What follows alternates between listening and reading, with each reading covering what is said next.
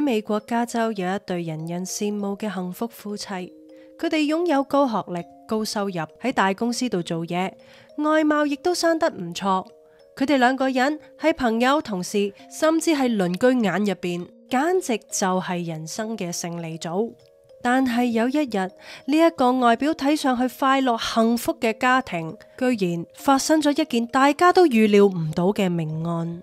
大家好，我係卡吉里大咪，歡迎大家打開 Calgary 大咪 Investigation。喺影片開始之前，大咪邀請大家先俾個讚好，訂閱我哋嘅 channel， 開埋通知啷啷，全部都係免費唔使錢嘅。當我哋有新嘅直播或者係上載新嘅影片，系統就會立即通知大家。做影片一啲都唔容易，希望大家俾啲支持力量我哋，你哋嘅支持力量可以令到我哋嘅 channel 做得更加好，感謝大家。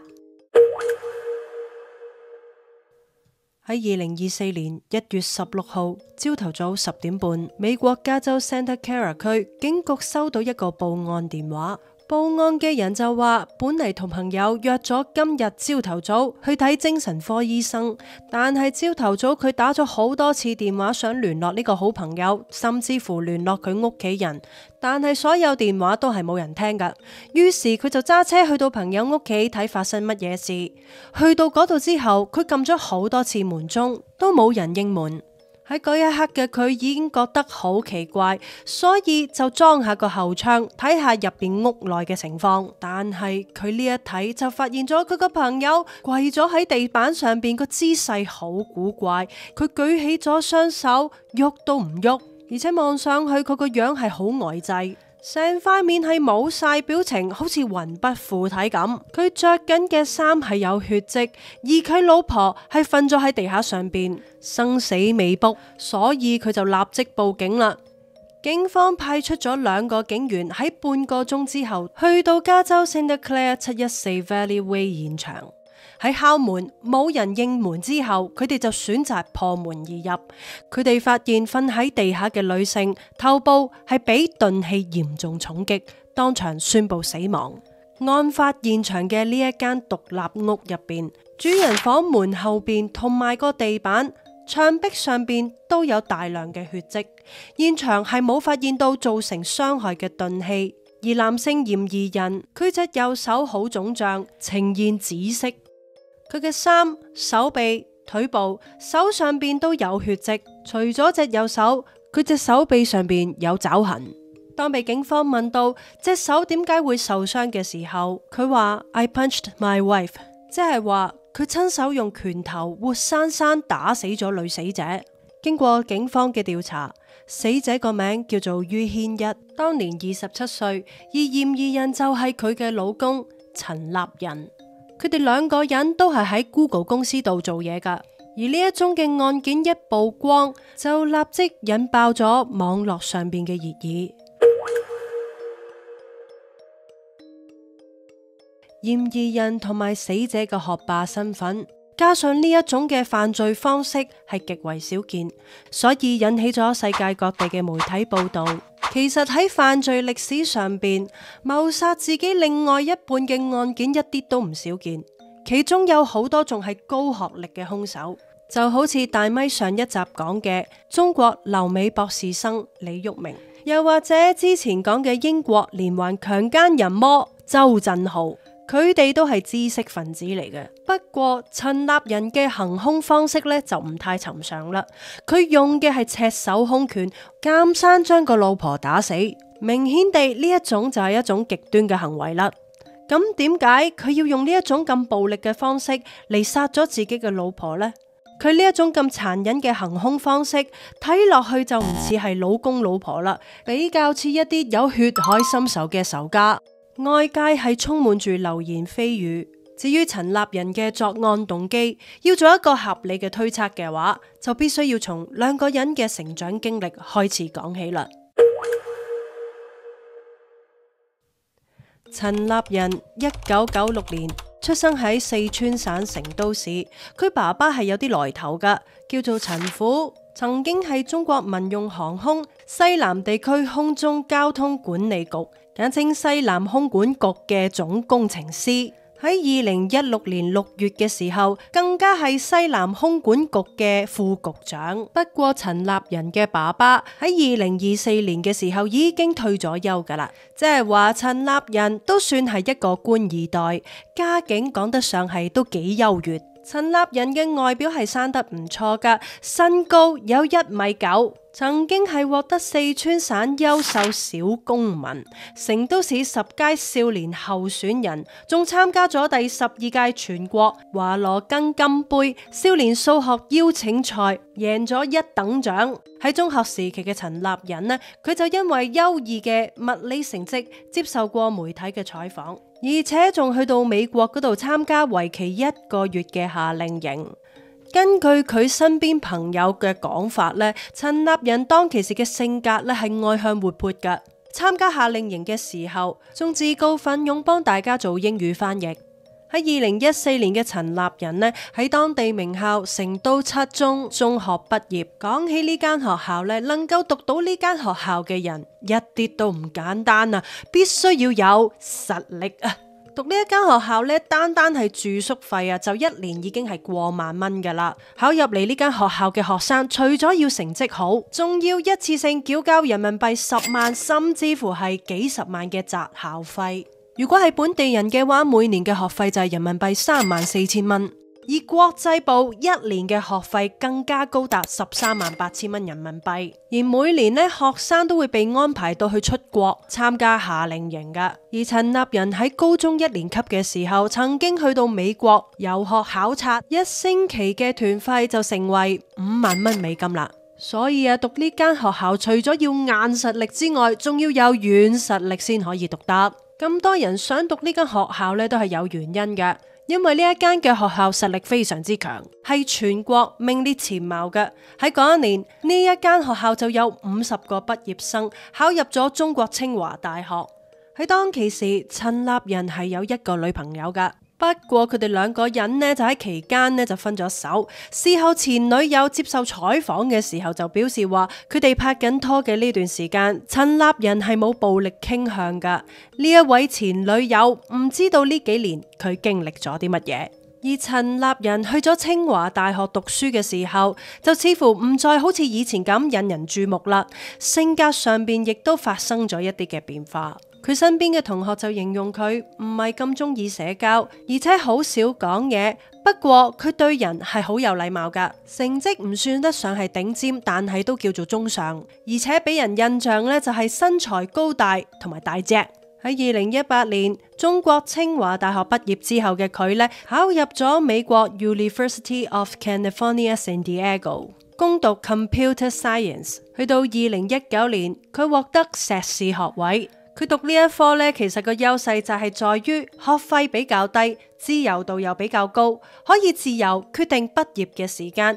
而且San Diego附近仲有好多互聯網公司，有唔少中國清華畢業生亦都會揀呢一度作為一個跳板入去美國科技勝地矽谷 Silicon Valley。至於于軒一係喺1996年8月1號出世，佢同陳立仁係同齡嘅，身高1.65米，身材都幾苗條，嚟自吉林百城。佢嘅爸爸媽媽都係喺中國嘅教育系統入邊工作。相比起陳立仁，佢嘅屋企呢個家庭就冇咁有錢啦。于軒一嘅性格呢就比較乖巧同埋內向一啲，唔係好叻講嘢。初中畢業之後嘅佢呢，因為佢嘅成績非常之好，所以考入咗松縣市實驗中學。高中時代讀書嘅于軒一呢，由於佢嗰間學校係採取末位淘汰制嘅，每個班級係上8人讀書，有24個班，成績好嘅學生就會編排到班級編號第1班，如此類推，到第24班呢，就係成績比較差嘅學生啦。如果想要得到有啲好嘅老師或者係一啲好嘅資源，啲學生就必須要成績考到第1班啦。所以競爭係非常之激烈。呢一啲嘅學生每日每夜都係拼盡全力去讀書，而當其時一心求學嘅于軒一好專注讀書，完全係冇諗拍拖嘅嘢啊！去到2014年，佢以702分嘅高考成績成為當地嘅理科狀元。然之後，于軒一就去咗中國清華大學嗰度讀電子信息工程系。陳立仁同于軒一，佢哋兩個人本科同埋研究生都喺同一間學校讀同一個學科，但係佢哋喺呢個階段呢，幾乎係冇交感啊，因為當其時佢哋各自都有自己嘅拖友。直到2018年嘅10月，入學1個月之後呢，佢哋兩個先正式成為情侶。喺啲同學嘅眼入邊，佢哋嘅感情睇起嚟係非常之平穩，成日都糖黐豆嘅。到咗2019年6月，陳立仁碩士畢業，先就去咗 San Diego Software Engineer 公司，短暫做咗7個月嘢。之後喺同學推薦底下入咗 Google 呢間公司做嘢，佢就加入咗 YouTube Shorts 項目入邊呢，就做 Software Engineer。當其時 Google 為咗對抗 TikTok 係俾咗好多錢去投入呢一個項目，資源亦都集中咗，但係壓力亦都好大。去咗 Google 做嘢之後，陳立仁就搬咗去 Silicon Valley， 同一個男仔朋友合租咗一個地方，而于軒一就仍然喺 San Diego。就係咁樣，佢哋兩個人呢就開始咗1年幾嘅 long D 異地戀啦，相距離800幾公里，見一次面呢真係一啲都唔容易，絕對係感情嘅大考驗啊！去到2019年，于軒一好順利咁拎到 Amazon 喺 San Diego 做 Software Development Engineer 實習生嘅 offer。喺呢個時候，佢哋兩個人嘅年薪分別就係20至25萬美元之間。呢一個嘅人工咧，對於畢業冇幾耐嘅畢業生嚟講咧，係令人羨慕嘅。去到2020年2月，佢就去咗 Amazon San Diego 位於 California 嘅分公司，轉咗做全職做 Software Development Engineer， 直到2021年6月。喺呢個時候嘅于軒一咧，佢跳槽去咗 Google 位於 San Francisco Bay Area 轉職做 Cloud 部門嘅 Software Engineer。根據于軒一嘅一位前同事描述啊，佢嘅工作能力係非常強，而且有好好嘅溝通能力。喺 Amazon 嘅時候已經做得風生水起，當時嘅佢咧已經係拎到升職加薪嘅承諾噶啦。佢突然之間跳槽去咗 Google， 純粹係聽咗男朋友陳立仁嘅建議，因為陳立仁想兩個人做嘢嘅時候工作地方近一啲。而于軒一咧喺 Google 嘅工作係當其時仲係男朋友身份嘅陳立仁透過人脈關係拎到嘅職位，所以于軒一對於呢一個手法咧就唔係好中意。畢竟咧佢認為自己足夠優秀啊，加上職業上邊咧根本就係有能力完全獨立，但係咧佢就為咗維繫感情，最終都係選擇順從陳立仁嘅安排。而喺呢個時候，佢哋兩個人咧先結束異地戀。喺呢件事可以睇到，陳立仁其實個控制欲都有啲強噶。時間去到2022年11月，于軒一就喺自己嘅社交媒體嗰度晒咗陳立仁求婚嘅相，而且佢哋仲好快結咗婚添。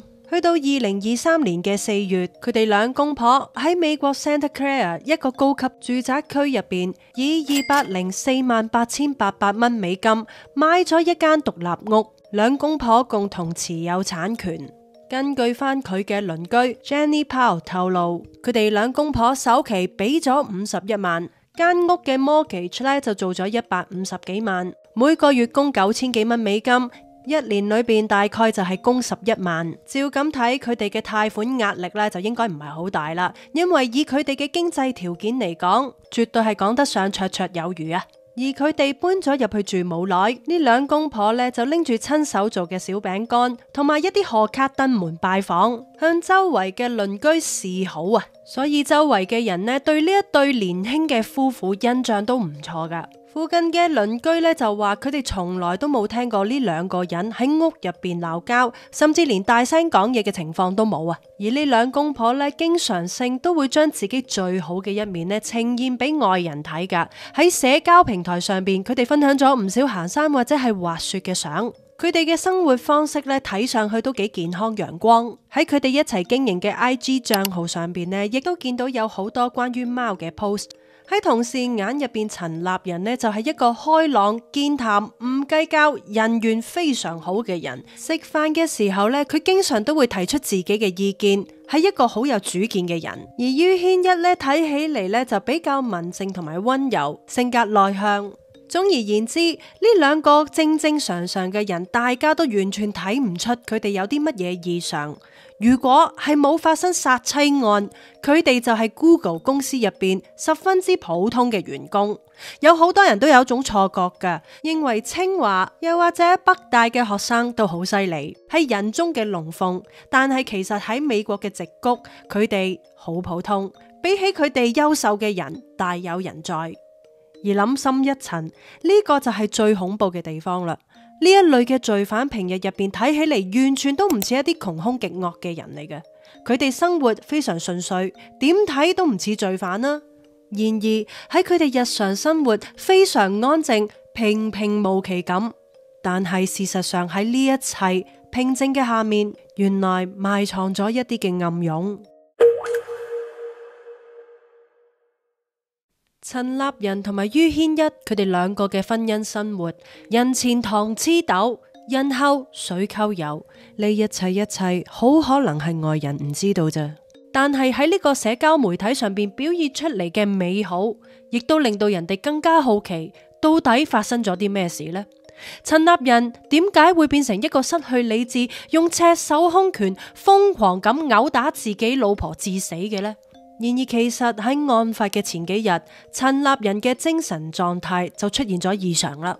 喺2024年1月12號左右，陳立仁曾經係向自己一位朋友講到，自己喺工作入邊出現咗失誤，造成咗公司唔少嘅損失，令到佢感覺壓力好大。喺嗰陣時，呢一位嘅朋友已經察覺到佢嘅精神狀態唔係幾好，所以就幫佢約咗16號朝頭早嘅時間去睇精神科醫生。喺2024年1月15號嘅夜晚，呢兩公婆同嗰一位嘅朋友一齊喺屋企食夜晚飯。嗰一位嘅朋友其實已經發現咗唔妥啦，陳立仁嘅表現係好異常安靜，雙眼無神，好似好空洞咁樣，全程問非所答。呢位朋友點都諗唔到喺當日嘅深夜，陳立仁居然親手監生打死咗自己嘅老婆，令陳立仁突然之間情緒發生異常。究竟係唔係因為工作呢？有一位嚟自 Google 嘅員工佢透露，喺1月9號，陳立仁嘅做嘢的而且確出現咗失誤，佢提交嘅程式編碼出現錯誤，搞到成個業務暫時中斷。但係呢個問題好快就解決咗，而佢代碼嘅失誤級別亦都僅僅淨係被標記為微小。有失誤呢啲情況係比較常見，基本上公司係唔會造成啲乜嘢損失，而 Google 一向都唔會實行問責嘅制度。陳立仁個人造成嘅失誤，一般都會指向係填補系統漏洞，而唔會追究佢個人㗎。而 Google 咧都係出咗名對員工唔錯嘅公司嚟㗎，佢哋係會提供好多途徑俾員工去諮詢尋求幫助。照咁睇嚟，工作上邊嘅失誤有可能係令到陳立仁焦慮不安，又或者係自責。但係呢一種嘅焦慮情緒，似乎就唔足以令到佢精神崩潰，從而情緒爆發殺人。既然唔係工作原因，又唔係經濟壓力，咁會唔會係夫妻兩個人嘅感情出現咗啲咩問題呢？關於呢一宗案件，引起有好多唔同嘅言論，而且數量嘅多呢，係多到有啲耐人尋味嘅感覺。有啲媒體就話，老婆于軒一嘅性格係好刁蠻，經常都家暴老公嘅，最終喺壓迫底下，個老公先會做啲咁極端嘅事。亦都有媒體喺度講話，老公陳立仁嘅控制欲太強，令到老婆咧好多次要求離婚啊，老公唔同意就以死相逼，老婆心軟啦先冇離婚啫。于軒一直咧都喺度默默忍受佢啊。其中喺2024年1月嘅時候，有一個爆料嘅貼文，話死者于軒一家暴陳立仁，仲提到兩公婆結咗婚好多年，有2個小朋友，老婆嘅性格暴躁，經常都喐手冚個老公。由於佢哋2個人呢成日都鬧交啊，所以鬧到呢就嚟要離婚嘅地步啦。但係呢一篇嘅文章內容同陳立仁夫婦咧情況完全唔同啊！第一，陳立仁佢哋兩公婆結婚嘅時間只不過係1年左右啫。第二，佢哋兩公婆冇生細路仔，而且于軒一從細到大，無論係朋友定係同事口入邊講到嘅佢咧，拎到嘅評價都係非常之一致。嗰一個嘅共通點就係死者係一個好文靜嘅人，完全都冇講到佢係一個暴躁嘅人。至於話佢同老公鬧交咧，呢個就非常之合理啦。試問有邊一對情侶或者係夫妻唔鬧交嘅呢？但係喐手打人呢，可能性就唔係好大啦。其實呢一宗案件呢，唔單止係有好多離奇嘅傳言或者係爆料噶，仲有啲傳媒就拎呢件案件同另外一件矽谷嘅殺妻案件互相混淆。嗰一件嘅案件呢，發生喺2023年12月31號夜晚。距離陳立仁兩公婆住嘅地方10幾公里啫，同樣地都係住喺獨立屋入邊，亦都咁啱得咁巧啊！死者亦都係一個華人女子，姓于，全名就係叫做于瑩瑩，40歲，佢俾老公用繩索勒死。而于瑩瑩呢一對夫妻案發嘅時候呢，佢哋處於緊離婚訴訟嘅階段。由於呢兩件嘅案件嘅時間可能係比較近啲啦，所以導致咗有媒體出錯，然後一傳十，十傳百啦。不過講到尾啊，其中有好多講法都係傳言嚟㗎，根本係冇真憑實據。就好似其中一個傳言講話，于軒一入咗 Google 之後，佢嘅上司係一位40幾歲嘅華裔，對于軒一好有好感，成日都偏心佢嘅。仲講呢一個上司呢係瘋狂追求于軒一，令于軒一萌生咗離婚嘅諗法。但係當佢提出離婚嘅時候，陳立仁就冇辦法接受，於是呢位老公就動咗殺機。呢個故事咧講到似層層咁樣啦，但係根據翻于軒一同事嘅講法，佢嘅上司係一個印度人嚟噶，而唔係華裔。如果于軒一真係提出咗離婚，咁都係應該係兩個人婚後因為性格問題而冇辦法磨合而導致嘅。而喺呢啲傳言入邊，當中有一個不雅影片嘅抹黑都幾離譜噶。嗰條片俾人打咗格仔，主角可以係任何人，亦都有人為咗證明于軒一私生活唔檢點，仲偽造咗一份大學 group chat 嘅聊天記錄。一宗案件裏邊會產生流言蜚語呢，亦都係正常噶。但係令到大咪產生好奇嘅係，好少見到啲數量係會有咁多啊！兩位事主唔係名人，亦都唔係明星，正常嚟講係絕對係唔會有咁多假嘅爆料噶。呢一啲嘅爆料入邊呢，真係實在耐人尋味。咁當然啦，裏邊有啲人的確係為咗賺流量而博大眾眼球嘅。咁帶風向嘅人到底個動機係啲乜嘢呢？而當中最大嘅得益者係邊個呢？直至目前為止可以確定嘅係，第一，陳立仁的而且確做嘢係出現咗失誤，而且覺得壓力好大，案發之前精神恍惚。第二，佢哋兩個人係冇俾 Google 裁員噶，但係案發之後，陳立仁就已經俾 Google 炒魷啦。第三，陳立仁曾經係同朋友埋怨過老婆嘅問題，但係原因唔係網上邊流傳嘅出軌或者係偷情。事實上，冇任何嘅夫妻或者係情侶感情係完美嘅，一定會存在一啲大大小小嘅矛盾，只係有啲能夠磨合揾到平衡點，有啲冇辦法解決。一段婚姻幸唔幸福呢，取決於兩個人能唔能夠通過溝通達成一致。而陳立仁同埋于軒一嘅磨合睇嚟就唔係咁成功啦。咁問題嚟啦，雙方關係唔好，而且工作有壓力嘅人好多噶，係咪個個都會走去殺人呢？陳立仁做啲咁瘋狂嘅舉動，同佢嘅性格有住好大嘅關係。好多人格唔健全嘅人，平時往往係唔會俾外人見到嘅。當佢哋一旦失去咗理智，就會做出一啲好極端嘅行為。至於最大嘅問題嚟啦，陳立仁究竟係咪真係有精神疾病呢？喺2024年1月16號，陳立仁被捕入獄開始。檢察官 Michael Gabriel 佢話地檢署曾經係喺1月18號同埋19號都有試圖提審陳立仁，但係陳立仁一直就以喺醫院接受治療為理由，多次缺席庭審。陳立仁隻右手傷勢並唔需要治療長達20幾日咁多，咁即係話佢好可能喺住院嘅期間接受嘅係心理治療。而且呢個唔係佢辯護律師嘅策略嚟㗎，因為能唔能夠出院係由醫生決定。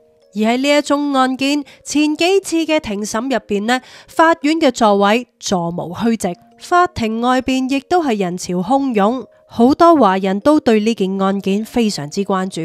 然而陳立仁始終都係冇露面，直到2024年2月9號。疑犯陳立仁喺缺席咗第5次嘅傳訊之後，佢終於出現身出庭啦。喺法庭嘅佢，雙手被套上鎖鏈，企喺進入法庭嘅通道門口，神情非常之呆滯。佢個頭戴住咗一個白色嘅頭盔，呢個係一種人道束縛防護頭盔嚟嘅，通常都係為咗防止嫌疑人輕生。而佢外邊着住咗一件黃色嘅衫，呢個就係精神病疑犯專用嘅顏色啦。咁即係話，案發之前佢同佢朋友約好咗去睇精神科醫生嘅線索係真噶啦，而且亦都印證咗佢行兇似乎真係關精神病事。喺2月9號呢一次第一次出庭嘅陳立仁呢，佢充滿住信心講話唔需要有翻譯。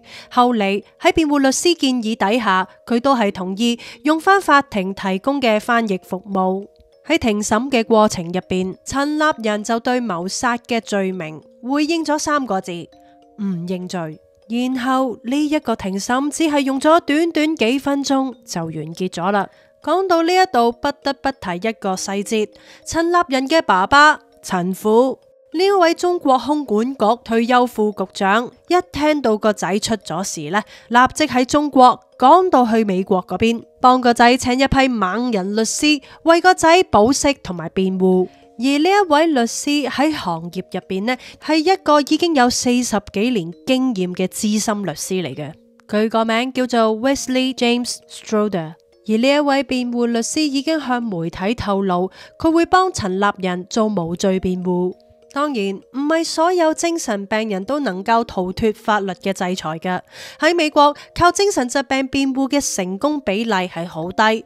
就算係精神病人，只要喺作案嘅時候具備充分嘅認知同埋行為能力，亦都係需要負擔相當嘅刑事責任。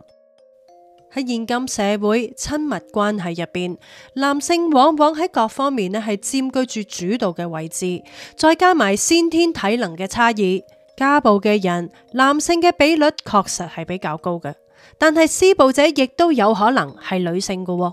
無論男女，可能都會成為家庭暴力案件入邊嘅施暴者或者係受害人。而家庭暴力嘅情況喺全球每一個地方都會發生嘅。